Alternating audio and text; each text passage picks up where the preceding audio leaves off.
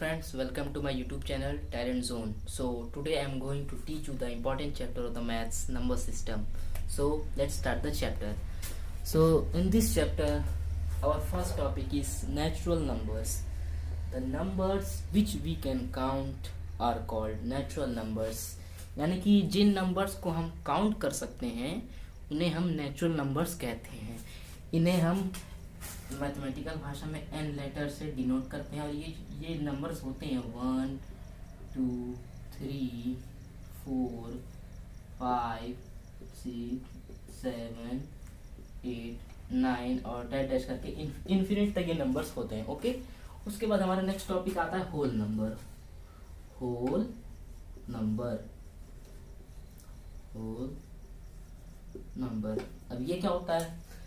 ऐसे नंबर जिसमें natural numbers भी इंक्लूडेड हो और नेचुरल नंबर्स इंक्लूडेड हो जीरो के साथ. उस केस में जो नंबर्स हमें मिलते हैं वो नंबर्स हमें मिलते हैं होल नंबर्स. इन्हें हम डब्ल्यू लेटर से डिनोट करते हैं. ये होते हैं 0 1 2 3 4 5 6 7 8 9 and so on since infinite. अब आप हमें ये बताइए कि इन्हें होल नंबर्स क्यों कहा जाता है. इन्हें होल नंबर क्यों कहा जाता है? क्योंकि इन्हें होल नंबर इसलिए कहा जाता है क्योंकि ये अपने आप में ये जो नंबर्स आपको दिख रहे हैं ये अपने आप में कंप्लीट नंबर है. ये नंबर अपने आप में एक कंप्लीट नंबर है. इन्हें इसीलिए होल नंबर्स कहा जाता है. अब आप देखिए, इन्हीं नंबरों से आप बड़े से बड़ा छोटे से छोटा नंबर लिख सकते हैं. जैसे कि फॉर एग्जांपल के तौर पे मैं लिख देता हूँ, कोई भी एक बड़े से बड़ा नंबर लेते हैं. मान लीजिए 2022 ले लेते हैं. एक बड़ा नंबर हो गया. अब आप देख सकते हैं कि ये जो नंबर है वो इन्हीं नंबरों से मिल के बना होगा. तो ये जो नंबर है वो इन्हीं नंबर से मिल के होगा. छोटे से छोटा नंबर लिख लेते हैं, 440 ले लेते हैं. 40 भी देखिए इन्हीं नंबर से मिल के बना हो. 3 भी यहीं से मिल के बना है. और 624 ये सभी नंबर्स जो हैं ये नंबर इन्हीं से मिलके बने होते हैं. इसीलिए इन्हें होल नंबर कहा जाता है क्योंकि ये अपने आप में कंप्लीट नंबर होते हैं. ओके, समझ गए. उसके बाद हमारा नेक्स्ट जो नंबर आता है उसको बोलते हैं इंटीजर्स. अब इंटीजर्स को पढ़ाने से पहले मैं आपको एक स्टोरी सुनाता हूँ. सपोज कीजिए जैसे कि एक शॉपकीपर है एक शॉपकीपर है तो वो अपनी दुकान का बैठ के हिसाब लिख रहा था. तो उस हिसाब में उसको आया कि हमने 100 रुपए कहीं से लिए. तो उसने लिख दिया कि 100 रुपए ले लिए. उसके बाद उसने फिर कहीं से 100 रुपए उसके पास से चले गए. तो फिर 100 रुपए चले गए. अब उसके बाद जब ये अपना हिसाब रात में बैठ के चेक करेगा तो फिर ये सोच में पड़ जाएगा कि जो ये पैसे थे कि ये वाले 100 रुपए आए थे, ये वाले 100 रुपए आए थे, कि ये वाले 100 रुपए गए थे, कि ये वाले 100 रुपए गए. तो इसी चक्कर में उसे कुछ कंफ्यूजन हो जाएगी. तो इन्हीं कंफ्यूजन्स को ख़त्म करने के लिए हमने कुछ मैथमेटिकल ऑपरेशंस यानी कि साइंस का इन्वेंशन किया. तो मैथमेटिकल ऑपरेशन आपके हो जाएंगे, एक हो जाएगा प्लस माइनस मल्टीप्लाई डिवाइड. ये सब हमारे बेसिक मैथमेटिकल ऑपरेशंस हैं. यही आपके इंटीजर्स में यूज होते हैं. तो अब जब वो लिखेगा, जैसे अब जब शॉपकीपर अपना हिसाब चेक करेगा कि 100 रुपए आए, 100 रुपए गए, तो जब वो लिखेगा कि 100 रुपए आए तो वो प्लस 100 लिख देगा. और जब 100 रुपए चले जाएंगे तो इस केस में वो माइनस 100 लिखेगा. अब जब वो रात बैठ के चेक करेगा तो फिर उसको समझ में आएगा हाँ कि ये 100 रुपए आए थे और ये 100 रुपए थे वो गए थे. अब इस स्टोरी से आपको क्या समझ में आया कि जो नंबर्स होते हैं वो मैथमेटिकल ऑपरेशंस में भी लिख सकते हैं. तो the combination of positive numbers, negative numbers included with zero also are called integers. ऐसे नंबर जिसमें पॉजिटिव के भी नेगेटिव के भी नंबर हों और हमारे कुछ पॉजिटिव के भी नंबर हों और जीरो उसमें इंक्लूडेड हो, जीरो ही हो, तो वो इस केस में जो हमें नंबर मिलते हैं वो हमें नंबर्स मिलते हैं इंटीजर्स. ओके, हमारे नेक्स्ट नंबर आते हैं इवन और ऑड नंबर्स. तो इवन नंबर्स क्या होते हैं? तो ऐसे number, the number which can be divided by 2 are called even numbers. यानी कि ऐसे नंबर जिन्हें हम 2 से डिवाइड कर सकें उन्हें हम इवन नंबर्स बोलते हैं। और अगर आपको चेक करना है कि ये नंबर इवन है कि इवन नहीं है तो उसके लिए एक डिविजिबिलिटी रूल है, यानी कि मतलब कि एक डिविजिबिलिटी रूल है, लेकिन मैं आगे डिविजिबिलिटी रूल की वीडियो बनाऊंगा। इसके बाद जो वीडियो आएगी वो डिविजिबिलिटी रूल के ऊपर होगी। तो 2 की जो डिविजिबिलिटी होती है कि अगर किसी नंबर के बड़े से बड़े नंबर के आगे मतलब उसके यूनिट प्लेस पे 0, 2, 4, 6 और 8 इन नंबर में से अगर कोई इन नंबर में से कोई भी नंबर किसी भी नंबर की यूनिट डिजिट में अगर ये नंबर आपको दिखेंगे, इनमें से कोई एक नंबर यूनिट डिजिट पे अगर कोई नंबर दिखेगा तो वो जो नंबर होगा वो इवन नंबर होगा। अगर इनमें से कोई नंबर किसी बड़े से बड़े यूनिट डिजिट पे नहीं होगा तो जो हमारे नंबर मिलेंगे वो हमारे नंबर मिलेंगे ऑड नंबर। ओके, तो the number which can be divided by 2 are called even numbers and the numbers which can't be divided by 2 are called odd numbers. Okay, इसके बाद हमारा नेक्स्ट आता है प्राइम नंबर्स। प्राइम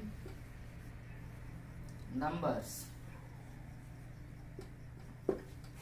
अब prime numbers क्या होते हैं? तो the number which can be divided bye 1 and itself, those numbers are called prime numbers. यानी कि कोई एक ऐसा नंबर जो हमारा 1 से डिवाइड हो जाए और वो अपने खुद ही के नंबर से डिवाइड हो जाए, उस केस में जो हमारे नंबर्स आपको मिलते हैं वो मिलते हैं प्राइम नंबर्स।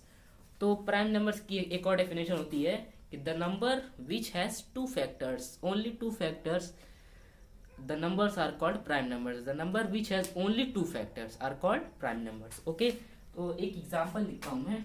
2 हमारा एक प्राइम नंबर है और सबसे छोटा प्राइम नंबर 2 है।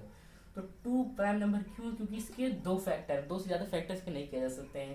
पहला फैक्टर ये 1 से डिवाइड होगा और दूसरा फैक्टर ये अपने ही नंबर से डिवाइड हो जाएगा। तो ये हमारा एक एग्जांपल। और एक और एग्जांपल देख लेते हैं।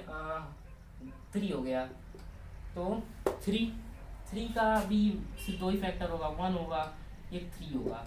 और जितने भी प्राइम नंबर्स होते हैं वो प्राइम नंबर्स ऑड नंबर्स भी होते हैं, क्योंकि वो 2 से डिविजिबल नहीं हो सकते हैं। ओके, जो 5 है ये भी एक प्राइम नंबर है और एक ऑड नंबर भी है ये, क्योंकि ये 2 से भी डिवाइड हो सकता है। और प्राइम नंबर क्यों है? क्योंकि इसके सिर्फ 2 फैक्टर है, ये 1 से डिवाइड होगा और ये अपने नंबर 5 से डिवाइड होगा। ओके, अब नेक्स्ट आता है हमारा कंपोजिट नंबर।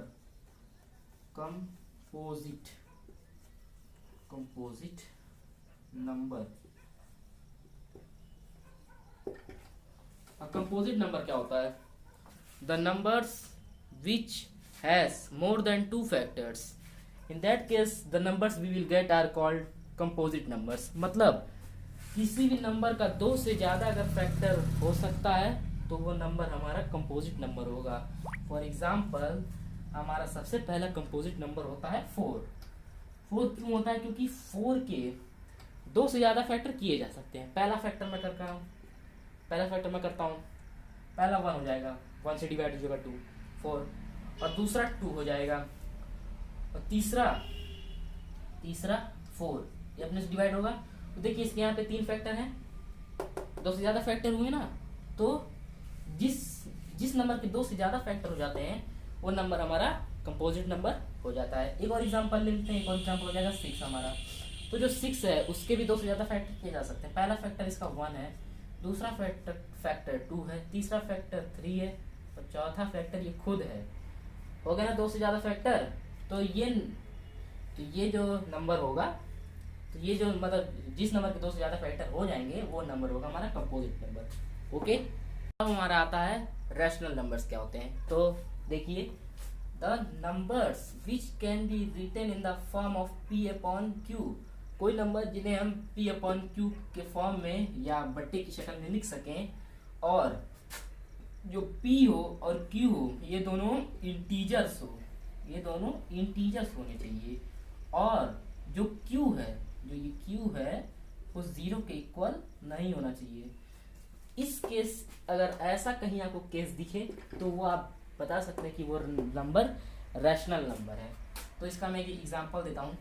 एग्जांपल हमारा हो गया 1/2, ये हमारा रैशनल नंबर है, और 3/6 ये भी हमारा रैशनल नंबर ही है। और अगर मैं लिख दूँ 6/0, तो आप बता सकते हैं कि ये रैशनल नंबर है कि इरैशनल नंबर है।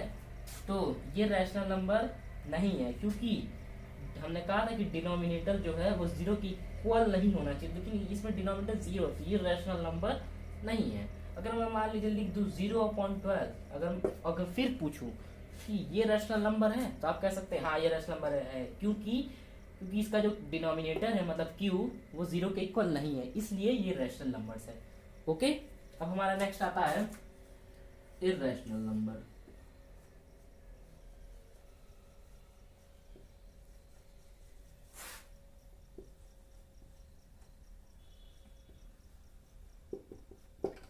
अब इररेशनल नंबर क्या होते हैं कि the numbers which are non terminating and non repeating, that numbers are called irrational numbers. इसका सबसे अच्छा एग्जांपल है जो नंबर डिवाइड भी ना हो पूरा पूरा, और वो डिवाइड होने के बाद जो उसका नंबर आता जाए वो हमेशा रिपीट करे, तो उस केस में जो नंबर्स हमें मिलेंगे वो हमें नंबर्स इररेशनल नंबर्स मिलेंगे।